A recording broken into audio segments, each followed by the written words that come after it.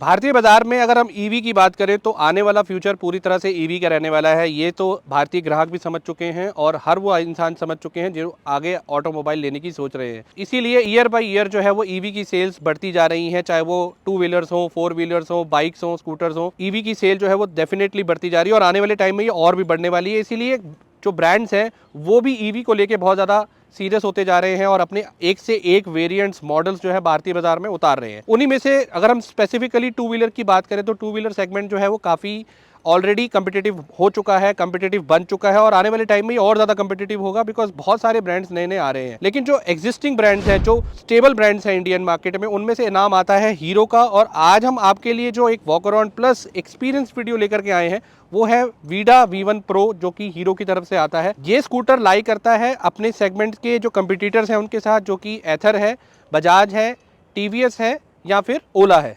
तो ये चार ब्रांड के साथ ही आप कंपटीशन रखता है। इस स्कूटर की खास बात है इसकी बिल्ड क्वालिटी और इसकी लुक्स। इसके अलावा ये चलने में बहुत ज़बरदस्त है। इसकी हैंडलिंग कैसी है, इसकी स्टेबिलिटी कैसी है, पीक पावर कितनी है, कितनी रेंज देता है, ये सारा हम इस वीडियो में बात करने वाले हैं। सबसे पहले हम स्टार्ट करते हैं इसकी कीज से।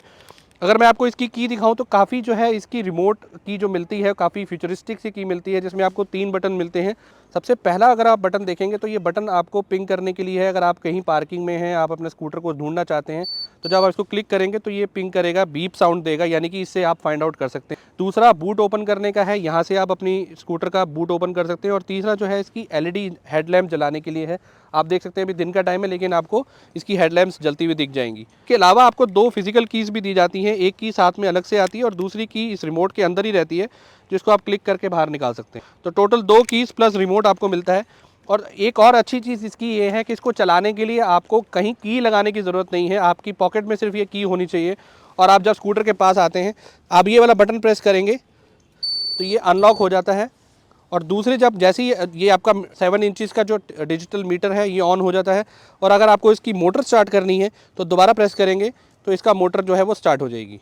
अब इसकी थोड़ी सी स्पेसिफिकेशंस के बारे में बात कर लेते हैं। स्पेसिफिकेशंस इसकी हैं, ये इसमें आपको मिलती है 3.9 किलोवाट आवर की बैटरी, जो ड्यूअल बैटरीज हैं, यानी कि 1.9 की 2 बैटरीज इसमें आपको दी गई हैं।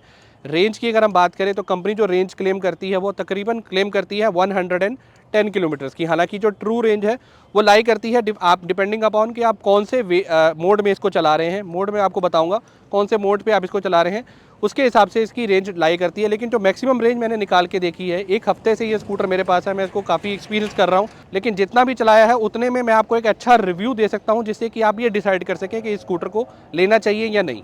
अब आ जाते हैं इसके मोड्स पे। इसमें कितने मोड्स आपको मिलते हैं। आप देख सकते हैं कि इसके हैंडल बार में आपको यहाँ पर एक लेफ्ट राइट साइड में एक मोड का बटन मिलेगा। जैसे ही आप स्कूटर ऑन करते हैं तो यहाँ पर आपको दिख रहा है कि ये इको मोड पे है। जैसे ही आप क्लिक करेंगे ये राइड मोड पे आ गया, स्पोर्ट्स मोड और कस्टम मोड, यानी कि 4 मोड आते हैं। रेंज भी मैं आपको दिखा देता हूँ। एक अभी करंटली ये 85% चार्ज है। इको मोड में ये 98 किलोमीटर की रेंज दिखा रहा है, राइड में 73, स्पोर्ट्स में 65 और कस्टम क्योंकि अभी डिफाइंड नहीं है तो वो 65 ही लेके चल रहा है। तो ज़्यादातर जो मैंने स्कूटर को चलाया है वो राइड मोड में चलाया है, यानी कि राइड मोड में आपको ये अच्छी पिकअप भी देता है, अच्छा एक्सेलरेशन भी देता है और साथ ही साथ आपको अच्छी रेंज भी निकाल के देता है। लेकिन अगर इसके अलावा आप एक फ़न एलिमेंट चाहते हैं, बहुत तगड़ा एक्सेलरेशन चाहते हैं, तो आप इसको स्पोर्ट्स मोड पे चला सकते हैं। उसमें भी रेंज ठीक ठाक है, 60 से 65 किलोमीटर की फुल चार्ज में आपको रेंज मिल जाएगी। बैटरी की बात करते हैं। बैटरी जो मैंने आपको बताया कि 3.9 किलोवाट आवर की आपको बैटरी मिलती है और 3.9 किलोवाट आवर की 2 बैटरियां आपको मिलती हैं। और वो बैटरीज भी जो है वो रिप्लेसेबल बैटरीज है। मैं दिखा देता हूँ। यहाँ पे आप देख सकते हैं कि इसका बूट स्पेस कुछ इस तरह से है। बूट स्पेस भी उस पर भी मैं आऊँगा। सबसे पहले आपको बैटरीज दिखा देता हूँ। यहाँ पे आप की प्रेस करेंगे, इसके नीचे आपको 2 बैटरीज मिल जाएंगी जो रिप्लेसेबल बैटरीज है। ये देखिए, ये 2 इस तरह की 2 बैटरीज आपको मिलती हैं। और ये बैटरीज अगर आप कहीं ऐसी जगह में रहते हैं जहाँ पर आपके पास चार्जिंग ऑप्शन नहीं है तो आप इसको अपने घर पे ले जाकर भी चार्ज कर सकते हैं। उसके अलावा आपको 2 चार्जिंग के तरीके और मिलते हैं। जो बैटरी कंपार्टमेंट है, यानी कि जो पूरा जो स्टोरेज स्पेस है उसको बहुत अच्छे से डिज़ाइन किया गया है। इसकी स्टोरेज स्पेस आपको 36 लीटर के आसपास मिलती है। उसके अलावा मैं आपको बता रहा था कि अगर आप इसको चार्ज करना चाहते हैं अपने होम चार्जर से, जो आपको साथ में आता है, इसका होम चार्जर आप कुछ इस तरह से है। आप देख सकते हैं कि नॉर्मल आपका 15 एम्पियर के प्लग में ये चार्जर लग जाएगा और यहाँ से आपका जो सॉकेट है वो आप इसको यहाँ इस वाली जगह को यहाँ पे आप सेट कर सकते हैं। तो यहाँ पे आपका जो है घर से 15 एम्पियर के चार्जर से चार्ज हो जाएगा। इसी चार्जर से मैंने इसको जो है फिलहाल चार्ज किया है। बैटरीज को रिप्लेस नहीं किया बिकॉज मेरे पास ऑप्शन थी कि मैं इसको 15 एम्पियर के प्लग से चार्ज कर सकूँ। तीसरा और एक और ज़बरदस्त ऑप्शन आपको मिलता है, वो है फास्ट चार्जिंग ऑप्शन। आपने बहुत सी जगह पे हीरो वीडा के जो है चार्जर्स लगे देखे होंगे, चाहे वो मॉल्स हैं चाहे वो पेट्रोल पंप्स हैं, वहाँ पर आपको फास्ट चार्जिंग ऑप्शन भी मिल जाएगा और यहाँ से आप चार्ज कर सकते हैं। और ये तकरीबन 0 to 80 जो है आपको 56 मिनट्स में चार्ज हो जाती है। बाकी अगर आप होम चार्जर से चार्ज करते हैं तो तकरीबन 3 से 4 घंटे में ये आपको 0 to 80 जो है 0 to 80% करके दे देगी। अब ये अपनी सेगमेंट में इकलौता स्कूटर आता है जो आपको 3 तरीके से चार्जिंग ऑप्शन देता है। पहली ऑप्शन फास्ट चार्जिंग की, दूसरी ऑप्शन जो मैंने दिखाई 15 एम्पियर के प्लग वाली, और तीसरी ऑप्शन यानी कि आप बैटरी को रिप्लेस करके अपने घर ले जाकर भी उसको चार्ज कर सकते हैं। तो ये 3 बहुत ज़बरदस्त ऑप्शन है एक इलेक्ट्रिक स्कूटर के लिए, जहाँ पर लोगों को कई बार ये दिक्कत रहती है कि हम चार्ज कैसे करें, क्योंकि हमारा घर जो है वो 3rd, 4th, 5th फ्लोर पे है, नीचे हमारे पास चार्जिंग ऑप्शंस नहीं है, तो वो उस वजह से अपना आइडिया ड्रॉप कर देते हैं स्कूटर लेने के लिए। और यहाँ पर आपके पास वो ऑप्शन मिल जाती है। अब मैं आपको दिखाता हूँ इसका बूट स्पेस जो काफ़ी अच्छा है, मुझे काफ़ी पसंद आया इसका बूट स्पेस। सबसे पहली चीज़ कि यहाँ पर इसके नीचे आपको बैटरी मिलती है, जो मैंने दिखा दिया, यहाँ पे लॉक खोल के आपको बैटरी मिलती है। दूसरा, आपको यहीं पर आप जो है चार्जर, जो अगर डब्बे से निकाल के चार्जर यहाँ आराम से प्लेस कर सकते हैं। और उसके अलावा की स्पेस अगर आप देखें तो यहाँ पे देखिए किस तरह से आपको, मैंने यहाँ पे कुछ चीज़ें भी रखी हुई हैं साफ़ वगैरह करने के लिए, यहाँ पे कितना इनफ स्पेस आपको मिलता है, यानी कि पूरा एक बिग साइज हेलमेट आप इसमें प्लेस कर सकते हैं। हालांकि थोड़े से शार्प एजेस हैं जो आपको थोड़ा देख करके निकालना और रखना पड़ेगा, लेकिन अगर आप एक फुल साइज हेलमेट भी प्लेस करना चाहें तो वो भी आराम से इसमें आ सकता है। और दूसरा, आप चार्जर भी प्लेस कर सकते हैं, यानी कि ऐसा कुछ नहीं है कि आप या तो सिर्फ चार्जर साथ लेके जा सकते हैं या हेलमेट कैरी कर सकते हैं, दोनों चीज़ें आप इसमें रख सकते हैं। और ये कहीं ना कहीं आपको ऑप्शन ओला में भी मिलते हैं, हालांकि टीवीएस में आपको ये ऑप्शन नहीं मिलती है, लेकिन इसमें जो मुझे लगा वो सबसे कन्वीनियंट लगा। एक तो सीट जो है काफ़ी ब्रॉड है, काफ़ी पीछे तक है, बड़ी साइज़ की सीट है, सीट कंफर्टेबल बहुत है बैठने में, कुशन भी बहुत अच्छा है। और पीछे वाले पिलियन राइडर के लिए भी आपको ठीक ठाक स्पेस मिल जाता है, उसको ये दिक्कत नहीं आएगी या वो ये कंप्लेंट नहीं करेगा या करेगी कि भाई स्पेस पूरा नहीं है। दूसरा, ये डिवाइडर सीट होने की वजह से आपका सिटिंग एरिया काफ़ी कंफर्टेबल हो जाता है और आपको जो सपोर्ट है आपको काफ़ी अच्छा मिल जाता है। आप देखेंगे यहाँ पर आपको फ्रंट में जो लेग स्पेस है वो भी काफ़ी अच्छा मिल रहा है। जैसे कि अगर मैं इस तरह से बैठूँ तो आप देख सकते हैं कि काफ़ी मेरे को स्पेस मिल रहा है, मेरे को कोई दिक्कत नहीं आएगी। जिस तरह से अगर मैं इसको मोड़ता हूँ तो मेरे को कहीं मेरी लेग से ये टच नहीं करेगा, क्योंकि इसके जो पूरी लेंथ है स्कूटर की वो नॉर्मल आप देखेंगे अगर किसी और स्कूटर से कंपेयर करेंगे तो थोड़ी सी आपको बड़ी मिलने वाली है। और यही फ़ायदा रहता है जब आप स्कूटर को टर्न वगैरह करते हैं, आपकी लेग से इसका हैंडल बार आके टकराता नहीं है। और हैंडल बार भी काफ़ी अच्छा चौड़ा है, छोटा हैंडल बार नहीं है, अच्छा चौड़ा हैंडल बार मिलेगा, full of buttons, full of technology मिलेगा। उसके बाद भी आपको कहीं से कोई दिक्कत नहीं आने वाली। एक और चीज़ मैं यहाँ नीचे दिखाना चाहूँगा। अब इसके नीचे आप देखें तो यहाँ भी आपको भी एक की होल्डर मिलता है। यहाँ पे ये इस की होल्डर का क्या मीनिंग है, इसका मीनिंग ये है, अगर आपका स्कूटर पूरी तरह से डिस्चार्ज हो जाता है, कोई ऑप्शन नहीं है आपकी बैटरी तक पहुंचने की, बिकॉज इसको ओपन करने के लिए भी कहीं ना कहीं आपको इसको क्लिक करना पड़ेगा या अपने रिमोट से ओपन करना पड़ेगा। अगर बैटरी पूरी तरह से डिस्चार्ज है तो यहाँ पर आप नीचे की लगाएंगे, वहाँ से जब आप इसको टर्न करेंगे तो आपका बूट जो है वो ओपन हो जाएगा, और जिससे कि आप बैटरी अपनी निकाल सकते हैं और इसको ले जाकर के चार्ज कर सकते हैं। तो ये एक और अच्छी ऑप्शन है यहाँ पर। ये चीज़ जो है बहुत से लोगों को नहीं पता होंगी। कैसी लगी आपको ये चीज़ मुझे कमेंट करके जरूर बताइए, बिकॉज कंपनी ने जो है इस तरह से भी सोचा है कि अगर आपकी स्कूटर जो है पूरी तरह डिस्चार्ज हो जाती है तो आप इसको वापस कैसे चार्जिंग पोजीशन पे लेके आ सकते हैं। अब आ जाते हैं इसके पीछे वाले पोर्शन में। इसका रेयर अगर आप देखें कि जो लुक है वो काफ़ी अच्छी दी गई है। सब स्पेशली इसकी टेल लाइट आप देखें, दिन के टाइम में इसकी टेल लाइट, एलईडी जो टेल लाइट है वो कितने अच्छे से ग्लो कर रही है। साथ में आपको फ्लेक्सिबल इसमें इंडिकेटर्स मिल जाते हैं दोनों फ्रंट और बैक में, आप देखिए। और साथ में ये रिफ्लेक्टर आपको छोटा सा मिलेगा, रिफ्लेक्टर के ऊपर ये लाइट भी है, एलईडी लाइट भी है इसके नीचे। साइड प्रोफाइल देखें तो साइड प्रोफाइल में आपको पूरी तरह से ये प्लास्टिक मिलने वाला है। हालांकि बिल्ड क्वालिटी इसकी जो है ठीक है, अगर आप देखें तो हल्का सा प्रेस हो रहा है, लेकिन ओवरऑल बिल्ड क्वालिटी अगर आप देखें, यहाँ से देखें तो ये अच्छा खासा मोटा आपको मेटल यहाँ पर मिलने वाला है, जो आपको काफ़ी जो है सॉलिड लगेगा। बिल्ड क्वालिटी में कोई दिक्कत नहीं है, बिल्ड क्वालिटी काफ़ी अच्छी है। अगर आप इसमें देखें यहाँ पर फुटरेस्ट भी अच्छा एल्यूमिनियम का दिया गया है। सबसे अच्छी चीज़ जो आपको यहाँ पे और मिलने वाली है कि साइड स्टैंड के साथ साथ आपको फुल स्टैंड भी मिलने वाला है, वो आप एक्सेसरी का पार्ट नहीं है, यानी कि साथ में ही आपको मिलेगा। अब फ्रंट पे दिखाऊँ आपको तो फ्रंट पे भी वैसा ही आपको उसी तरह से जो है फाइबर मिलने वाला है। कुछ आपको ग्लॉसी में, कुछ मैट फिनिश में मिलेगा। ये कलर जो है वो ब्लैक ग्रे कलर है, इसमें आपको और भी कलर्स मिल जाते हैं। फ्रंट में भी आपको जो है ड्यूअल प्रोजेक्टर हेडलैम्प्स मिलेंगे, साथ में आपको DRLs, ये जो है DRLs मिलने वाले हैं। इंडिकेटर आपको ऊपर मिलेंगे और आपको telescopic suspensions, dual telescopic suspension मिलेंगे और डिस्क ब्रेक आपको मिलने वाली है फ्रंट में। टायर अगर प्रोफाइल की बात करें तो टायर प्रोफाइल आपको 12-12-90 का, यानी कि 12 इंची का टायर आगे मिलेगा विद 12-90 का प्रोफाइल साइज़ के साथ। पीछे अगर हम बात करें तो 180-12 का आपको मिलने वाला है टायर साइज़, यानी कि पीछे का स्पेस और टायर जो है वो थोड़ा सा और बड़ा रखा गया है। और इसमें आपको डिस्क नहीं मिलती है, यहाँ पे हब मोटर के साथ आपको जो स्विंगिंग आर्म है वो भी वन साइडेड है, वो ड्यूल साइड नहीं है, वो आपको वन साइड पे मिलेगी। इस तरफ से देखें तो यहाँ पर आप देख सकते हैं कि ये जो हम बैटरी कंपार्टमेंट हम देख रहे थे जो बिल्कुल सेंटर में है, वो बैटरी कंपार्टमेंट यहाँ तक है और नीचे इसके एक प्लेट लगाई गई है जिससे कि इसको एक्स्ट्रा सेफ्टी मिल सके। अब आते हैं इसके हैंडल बार पे। हैंडल बार में आप देखें तो यहाँ पे आपको 7 इंच का जो है वो एक इंफोटेनमेंट सिस्टम मिलता है। अगर आप देखें तो डिस्प्ले आप इसको ऑटो पे कर सकते हैं, डार्क लाइट इस तरह से ऑटो पे कर सकते हैं। ऑटो का मतलब है कि दिन में ये आपको ब्राइट जलेगा और रात के टाइम पे कुछ इस तरह से डार्क हो जाएगा। कनेक्ट मोड में आप इसको वाईफाई जो है इसके वाईफाई से अपने मोबाइल को कनेक्ट कर सकते हैं और इसकी एक वीडा ऐप आती है और इस वीडा ऐप के थ्रू भी आप इसको कनेक्ट करके बहुत सारे फंक्शंस कर सकते हैं। यानी कि आप इसको ऑन ऑफ कर सकते हैं, आप इसको लॉक कर सकते हैं। इनफैक्ट कई सारे आपको अलर्ट्स आपके मोबाइल पे आ जाएंगे।